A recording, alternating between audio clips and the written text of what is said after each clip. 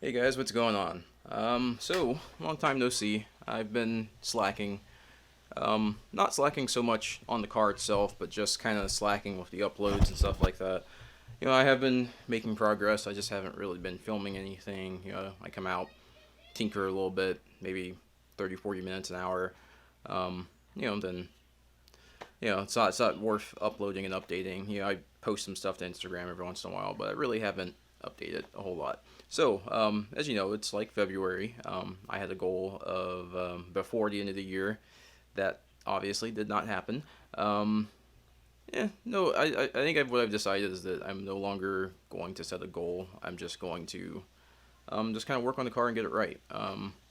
Every time I start working on it, I find something else I want to change or something else I want to do different, and I end up doing that, and I don't really make any forward progress, if you will. I'm making progress, but I'm not making progress towards a first start or a first drive or anything like that. I'm just kind of slowly getting through it.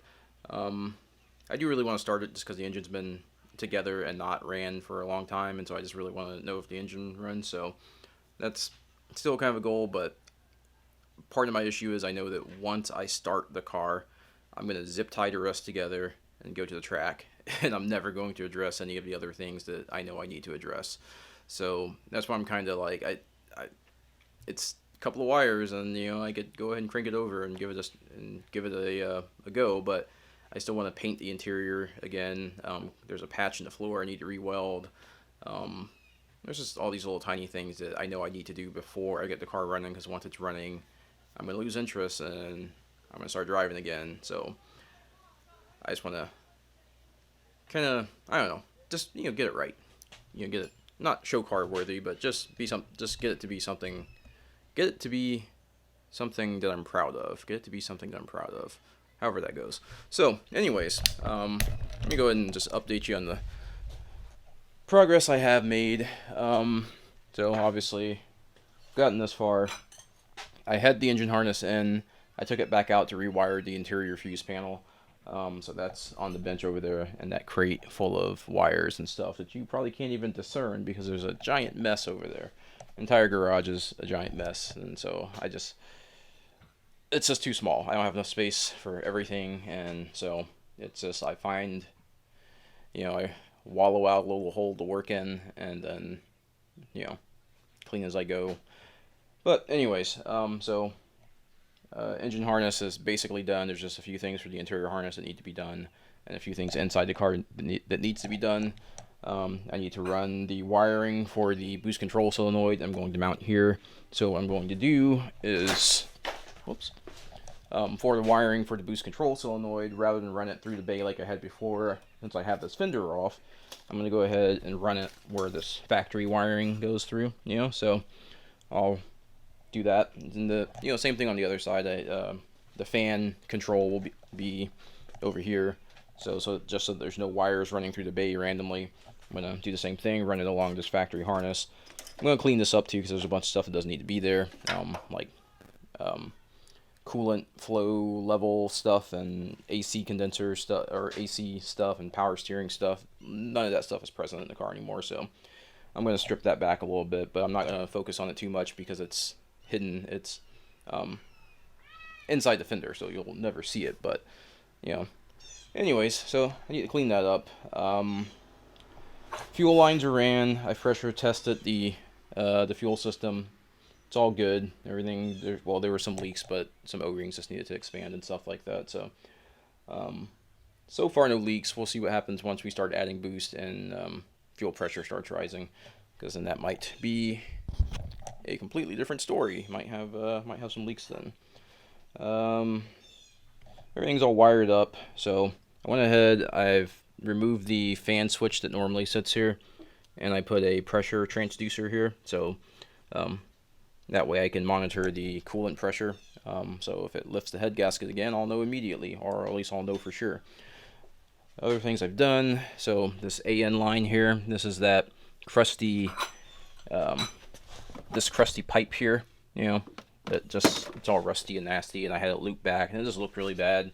I got as far as I got it back in the car, and I looked at the engine bay, and I looked at that, and I was like, I can't leave that in there. So I went ahead, installed this AN line, went ahead and welded a AN bung. So if you look in here, let me get a light for you. Oops. So yeah, if you go ahead and you look in there, you can see right on that guy right there. So I went ahead and welded a -10 AN bung on there. Got rid of that stupid O-ring that leaks all the time.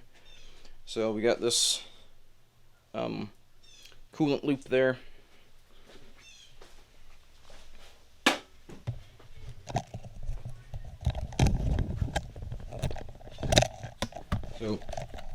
So some people may ask why even keep the coolant loop there. It's because I run a thermostat, and so if you have a thermostat and you get rid of that bypass, the water pump's basically pumping against itself, and you also don't have any circulation through the engine. Just because it's not going through the radiator doesn't mean that the engine coolant doesn't need to circulate. It still needs to circulate. Otherwise, you end up with hot spots, you boil water in certain places, and it's a bad time. So the coolant still has to circulate through the block, just not through the radiator. That's why it's called a radiator bypass hose. It is just to run coolant from the back of the head back to the water pump, just so that you still have coolant flowing through the engine when the thermostat is closed. Once the thermostat opens, then you get coolant running through the radiator, and you cool the engine down further or more or whatever. But if you don't run a thermostat, then it's moot. You don't need it because you constantly have flow. So you can just go ahead and block this off if you're not running a thermostat. You can just, but I run a thermostat because why not? I mean, I don't believe in. I mean, all right. I'm gonna go on a small little rant, a small little autistic tirade here, or autistic info dump here. So the way a vehicle cooling system actually works, it's not constantly flowing through the radiator, it's not constantly flowing through the block, it's cycling. So you want to, the radiator closes, or the thermostat closes, so that you can actually cool the coolant in the radiator. So it's like, yeah, you still have some flow even though the thermostat's closed, but for the most part, you need that thermostat opening and closing to give the coolant in the radiator enough time to actually cool off. Otherwise, it's just flowing through very quickly, and you're lessening the ability for the radiator to actually cool the coolant. I guess you could just run a very huge rad and just pump going nonstop, but that's not the way it was engineered to work. So you really need a thermostat. You really should have a thermostat to have the cooling system operate properly. If it's just a drag car or whatever, then whatever. But you plan on driving it on the street, especially if you're running one of those little small radiators like I am, a little half radiator, you really need a thermostat. So anyways, now that I'm done with that, so we got the coolant bypass. One thing I have to do is get some heat shrink on, or some heat protection on there, and tie this up so that it's not vibrating, coming loose. Other project I started working on was, so ever since I did the E153 swap, I ended up having to move the engine forward and tilting it down, and that changed all the angles of the intercooler pipes I had previously ran, and I just let the couplers take up the slack. Numerous times people pointed out the 45-degree coupler I had on the intake was kinked, and I was like, it's fine, once there's 40 psi in there, it'll expand out, it's all good. I got tired of people pointing out the kink in the coupler. So I went ahead and I started redoing the pipes, and so I re-angled the pipe down here to re-angle everything. And that was also another thing that I needed to do, was to re-angle it so that this pipe was actually tucked back up where it's supposed to be, because when I moved everything forward, I took up some of the slack by rotating this down a little bit, and it hung down too low, and it got caught on my car dolly a couple of times. So yeah, started redoing that, and then I was like, well, do we really need silicone couplers? So I went ahead and got one of these these not vibrant HD style clamps. This is one of the Amazon ones, kind of cheapy boy. Ignore my crappy welds, I'm still learning. Anyways, so that's a cool little coupler there that you don't use any tools to take it off. Like this, it comes off. Got a pin, got a clamp, and then you have this little sleeve, and you got a couple of O-rings, and that's the whole assembly right there. So kind of cool, especially when you're trackside and you need to, get stuff out of the way. It's nice to not have to hunt for a screwdriver and play with that worm drive stuff. So that's cool. So I did that, and I was like, well, I would also like one on the throttle body. And so what I started doing was, some research. And the only company that, of course, made a 2.2 3/4 inch to 3-inch transition for these types of clamps is, of course, Vibrant. So yes, I only paid $30 for the cheapy one, but I paid $147 for this guy. I will say this is much nicer quality. It is a pinless design, so you push in, and then there's a little clamp there, and it just comes loose. So that's pretty cool. Nice one-hand operation, clamp together, but it's basically the same setup as that. But like I said, they're the only ones that had the 2.75, 2 3/4 inch to 3-inch. I thought about just ordering the ferrules, and trying it with cheap clamp, but I was like, I'll just spend the money, right? So here we are. Here's my $250 skunk tooth throttle body that I've cut the lip off so it can no longer be used with a coupler ever. And then we'll put that on there, and this will be welded on. And then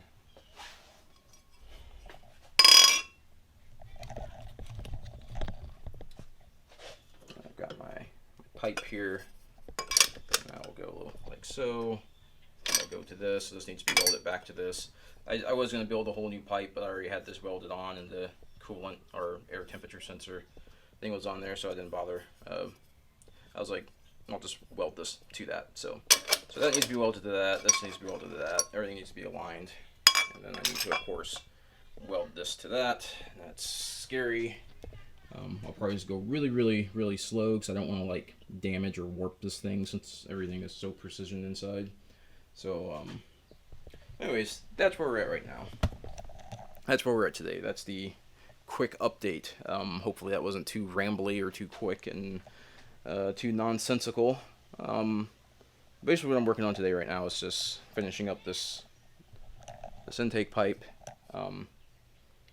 Hopefully I can weld it without it looking like duty. I did buy a new welder here, so got a nice Harbor Freight Vulcan Pro TIG 205. It's on sale, so had to buy it. Always wanted a TIG welder. So just need to work on my aluminum welding skills. I'm okay, I'm decent, but I'm not great, so I'm going to do some more practice before I tackle these welds because I don't want it looking grody and I don't want to damage anything. But yeah, so that's a quick update for that. I'm going to go ahead and get to fitting the rest of the stuff up and then show you what it looks like when it's all done, or at least when it's tacked up. Alright.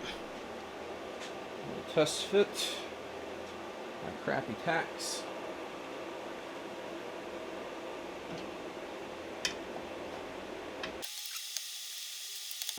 I don't have the O-rings in there, so it's a loose fit.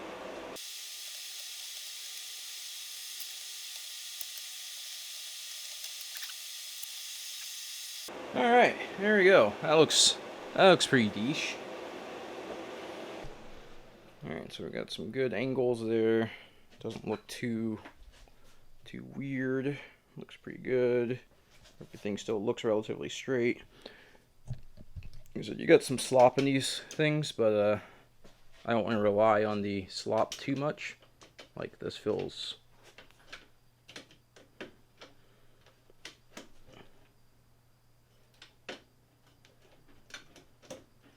should be alright. Not touching, so we should be good there. Engine doesn't move too much, so I think we should be good. Alright, got the throttle body welded up, got the flange on there.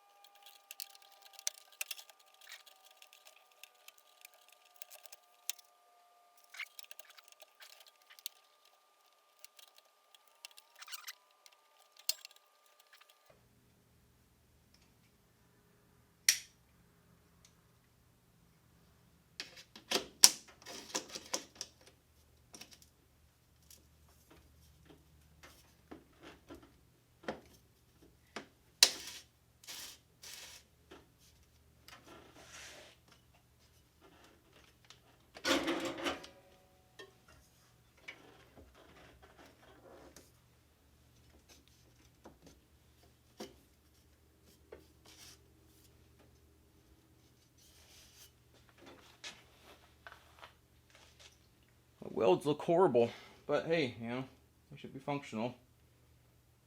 God, those welds look bad. Alright, so got the intercooler pipe all done, welded up.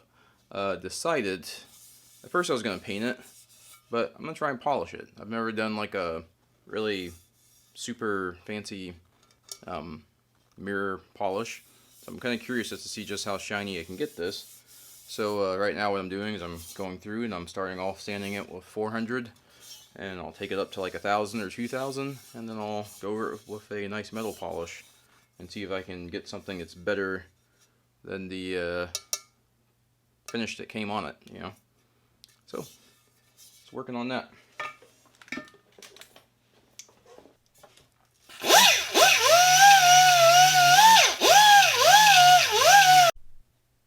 Alright, so basically what I've done is I've gone through, sanded it, 400, 800, 1,000, 2,000, well 1,200, 2,000, and now I'm going through with a metal polish and just polishing that out, because it doesn't look like it's that smooth. It looks like it's really scratchy, but the metal polish actually does a really good job of getting pretty much all that out. You use the metal polish with a nice wool wheel, real nice and aggressive, and then it'll be finished off with a softer wheel and a less aggressive polish, and it should look like glass when it's done.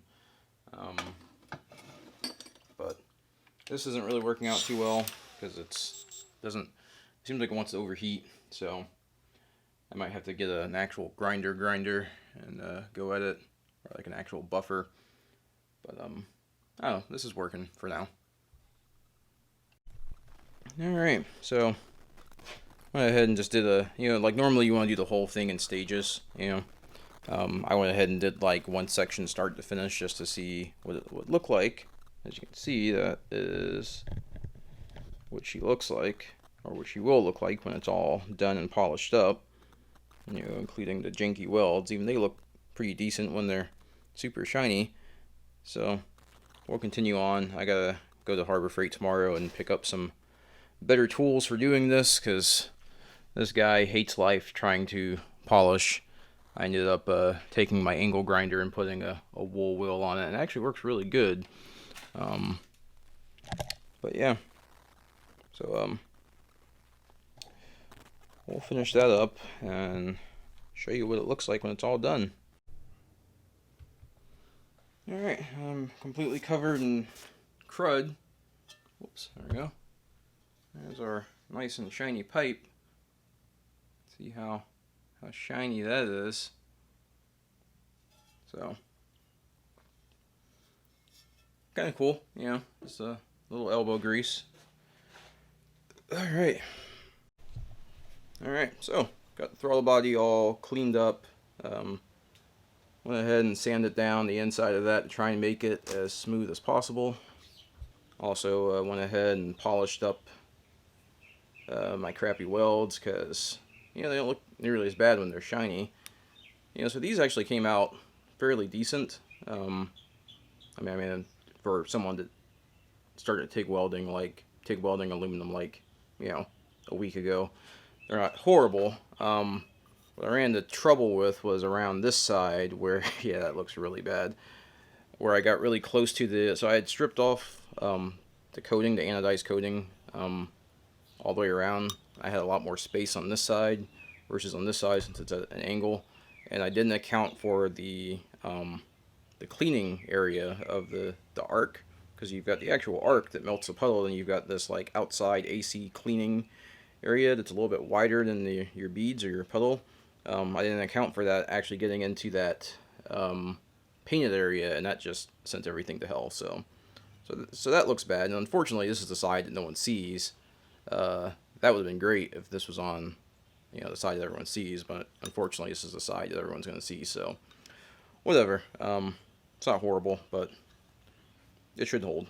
So went ahead and sprayed this out with acetone and blew it out with air, wiped it down with clean rags to make sure there is no metal particles left in there, because last thing I want to do is ingest a crap ton of metal dust and abrasive material into an engine that has 0 miles on it. So well, any engine really.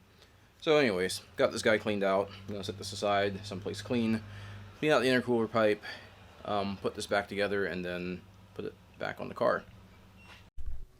Alright, so here's one of the relatively small, stupid things that, I don't know, little minor details. This is a bracket I made to hold the radiator years ago. Went ahead and polished it up because everything else is polished. Originally I just had 2 screws that went through with a nut on the other end. I'm going to go ahead and actually put some rib nuts in so that I don't have to worry about a nut on the other side. I can just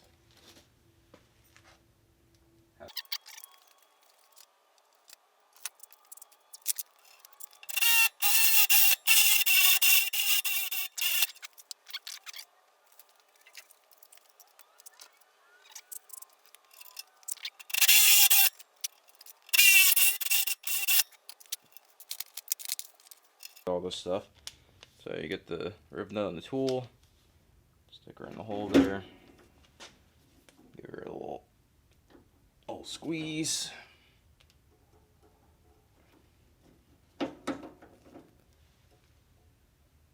That's probably pretty good.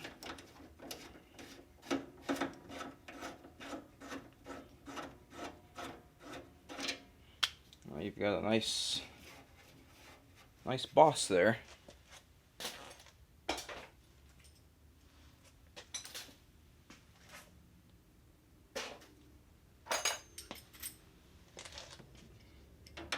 Which really makes things that much nicer, you know.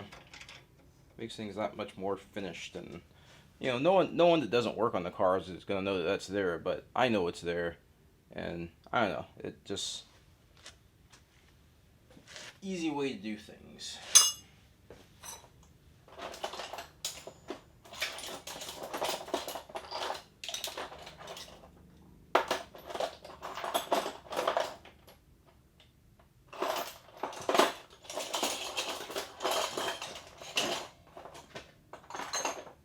I just have to find an Allen wrench. Got thousands of them around. Alright, so this isn't an Allen wrench, it's a Torx, but you know, it's enough to get that threaded in there for now.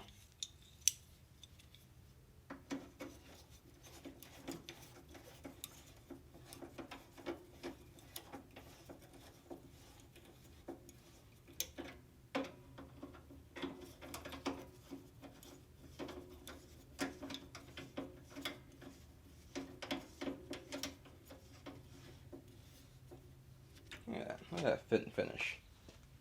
It's almost like a professional did it or something. That nice, everything nice and shiny and new looking.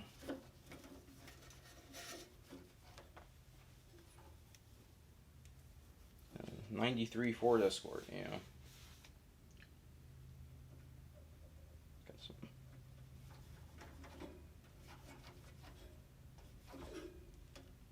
little piece of chip paint there. Don't know how I chipped that so easily.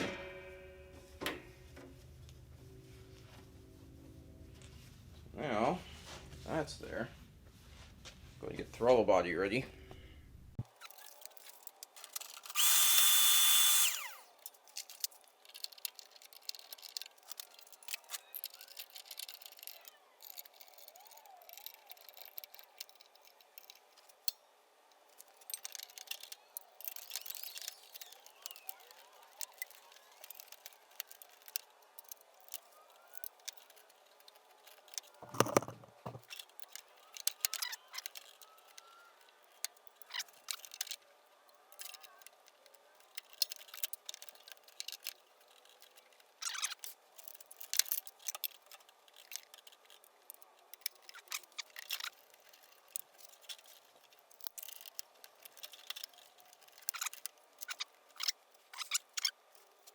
Now I see the fatal flaw of polishing everything to a beautiful luster. Luster. Is that every single little fingerprint's going to show up on that.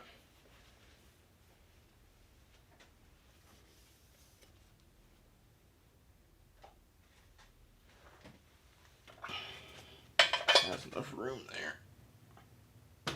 Oh, That's gonna be close. Ooh, that is close.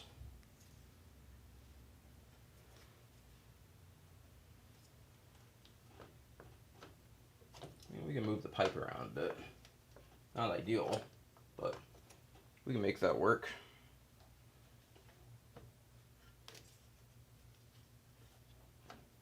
Yeah, a little close. Just say that, you know, I meant to do it that way.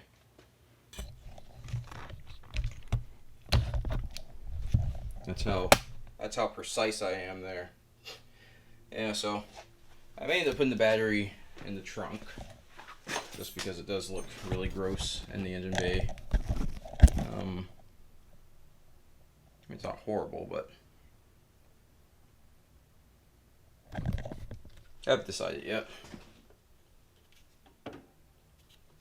It is close though. That's in that realm of a little bit of vibration, and you know, could be a problem.